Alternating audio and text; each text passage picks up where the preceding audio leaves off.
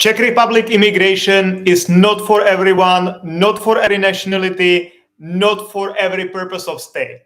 I know that many people will hate me for this or will be angry with me, but I always try to be real with you guys and I always try to be honest with you. And I think this is a very important topic as well. So I will talk today about the nationalities for which it's easy or easier to get a visa, and about nationalities for which it's not easy and maybe it's sometimes impossible to get a visa, and the same about the purposes of stay, because also different purposes of stay have different chances for approval. And if you combine these two things, like if you combine the nationality and the purpose of stay, then you can either get like a pretty good combination with high success rate, or pretty bad combination with basically zero chances of success. So I'll go through this today with you. Guys, for those of you who don't know me, my name is Jan, and I'm an Czech Republic immigration expert. I'm a co-founder and co-owner of Move to Prague Relocation Expert, and I do live streams every Monday and Thursday about different immigration topics. And today's topic is about immigration to the Czech Republic in general, who has higher chances of getting approved and getting a visa for the Czech Republic, what nationalities, what purposes of stay, and on the other hand, who doesn't have like basically any chances at all. One of the motivations for me to do this video was that I received plenty of messages from people from certain nationalities, and they always ask me, hey, I would like to move to the Czech Republic, how should I do that? And it's kind of very difficult to explain that, okay, for your nationality, don't even try. First of all, let me say that I don't like this.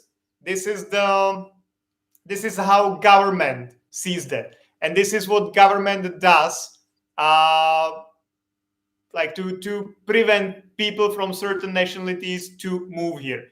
It's partially politics. It partially might have some reasons, but I believe that all people should get equal chance to travel and to move to a country as long as they contribute to the country and they are not a danger for the country. So obviously, like terrorists would not be allowed to travel and any other people should. So this is basically my approach, but the government doesn't see it that way. So I just wanted to give you the information, like how it is and what to expect if you want to immigrate to the Czech Republic. So let's start with the easy ones. Let's start with the nationalities and purposes of stay for whom it is easy or easier to move to the Czech Republic. So I'll talk about two different parts. Like first will be the nationalities, second will be the purposes of stay. Okay, so easy. Generally, there are two baskets of countries based on nationalities. Basket of countries for whose citizen it's simpler to move to the Czech Republic and generally who have high chances for approval. And then the rest of the world. And you can easily recognize the countries or the nationalities for which it is easier to move here based on one thing. And that is if you have or you don't have visa-free stay in the Czech Republic. Because generally for most countries in the world, if you want to come even for one day to the Czech Republic, you need to have a short-term visa. And if this is your case, the chances that you will get some long-term visas are very, very much lower than if you're a national of a country whose citizens have this advantage that they can come to Europe or to the Czech Republic specifically for 90 days without a visa. So if you are an American, Canadian, Australian, New Zealander, Mexican, and about 50 other nationalities which have this visa-free stay in the Czech Republic, then the chances that you will get any type of long-term visa or long-term residence permit are pretty high. If you don't have this exception, your chances decrease a lot. That's first thing based on nationality. So countries whose citizens have the 90 days visa-free exception, higher chances, the rest lower chances. And purposes of stay. Also, some purposes of stay are or have higher chances of approval than others. So generally, if you're a student of a university, of an accredited program, of a public university, then you have higher chances of approval. If you are a family member of someone who already lives in the Czech Republic, then you also have higher chances of approval. I did another video about that, so if you're interested in just the purposes of stay, go to one of my previous videos and I talked about it in details, but generally, studies, family members, highly qualified employees. Now I'm not talking about how likely it is for you to get a job in the Czech Republic. That's a different story. But if you already got a job and the job qualifies for a blue card, or it's a higher qualified job, or even if you found whatever type of job in a good company, then your chances for approval are high as well, regardless your nationality. So if you found a well-paid job in the Czech Republic, or even like not that well-paid job, but in a good company, meaning not like in a kebab place somewhere in the corner of like Prague 17, but in some international company or some just like stable company with some employees on long-term basis, then your chances for approval are also pretty high. And the last thing is a business visa if you are an English teacher from some native English speaking country. So if you're from the US or Canada, Australia, also I would say South Africa, because we've had many South African English teachers, like from the native English speaking countries, then generally for the business visa, your chances are pretty high. But if you're from some other countries or your purpose of stay is different than teaching English, then it gets more complicated again. So let's maybe now go to the opposite side. Which nationalities and which purposes of stay are the least likely to get a visa? And in some cases, it just makes no sense. If you put the combination of this nationality and this purpose of stay, and you meet both, probably makes no sense to even like put any effort or try, because very likely your visa will be denied regardless of whatever you do. Okay, so nationalities. I would say generally African countries, for anyone living in Africa, it's very difficult to get any type of visa.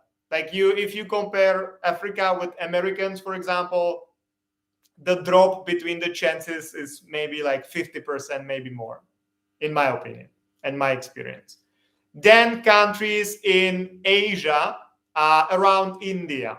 So if you're from India, Bangladesh, Nepal, Sri Lanka, basically all the countries whose citizens have to apply for any type of visa in India, at the Czech embassy in India, basically makes no sense to even try. It does in case of the good purposes of stay, so student, family, if you found a highly qualified job which qualifies for the blue card, or if you're an English teacher, no, not really. The business visa doesn't really work in India either.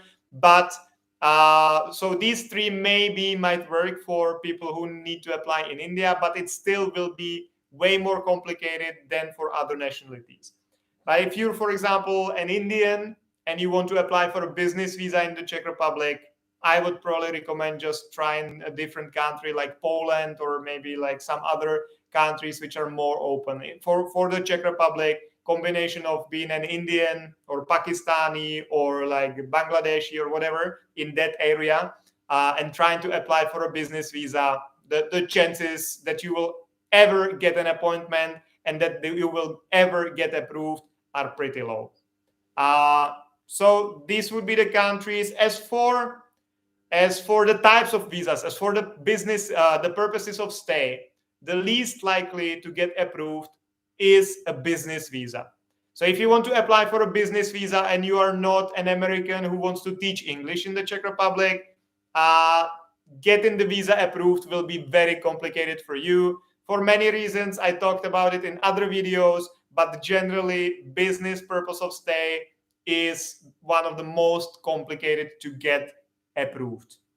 And of course, the Czech Republic is basically has nothing to offer visa-wise to digital nomads and to retired people.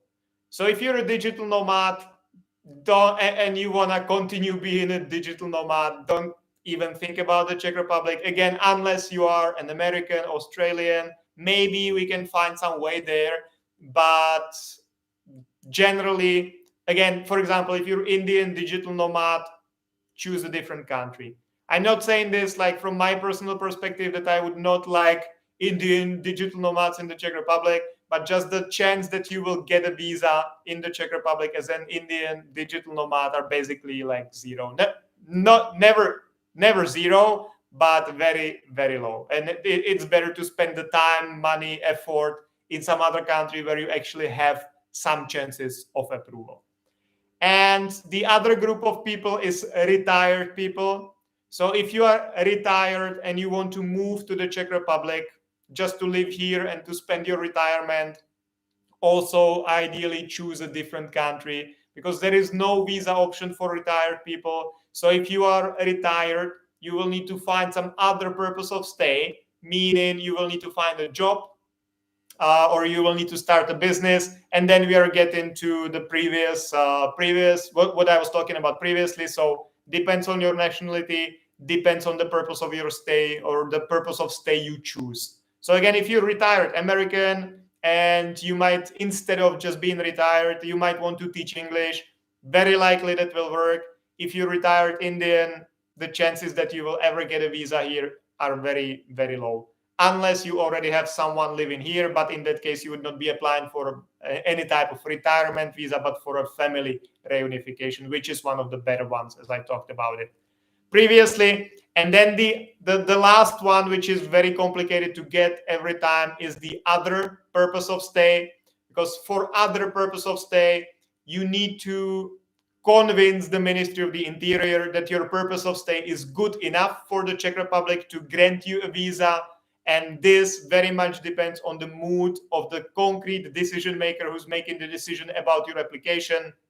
If they are in a good mood, you might get lucky and get approved. If they're not in the good mood, you will never get the visa approved. So this is also very tricky. Purpose of stay, the other purpose of stay, which is usually used for language classes or non-accredited programs of universities or non-accredited universities in general.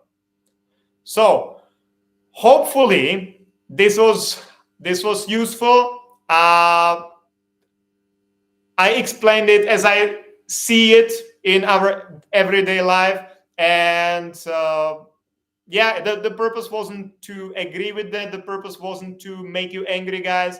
The purpose was just to give you a realistic idea about how it works in the Czech Republic at the moment, which is September 2022, and to give you something to think about before you go through the process. Because again, as I mentioned, if you're an Indian digital nomad, Pakistani digital nomad, Bangladeshi digital nomad, makes no sense to even try for the Czech Republic. Just choose a different country because you have chances there, not in the Czech Republic, to get a visa. So this was the main point, to give you a realistic idea of what to expect. Hopefully this was useful. And as you know already, now I will switch to TikTok. So if you want to ask me any questions, I will be doing live Q&As on my TikTok. And so find me there. My handle there is Jan_Kalina, my first name _ second name. So Jan_Kalina. I will go live there in 1 or 2 minutes. I just need to drink a bit and then I'll be there and I will be happy to answer all your questions. So Moses Stella, please come to my TikTok. I'll answer the question there. So thank you very much, guys. Sleep well. And for those of you who are coming, see you on TikTok in 1 minute. Bye-bye. Bye, guys.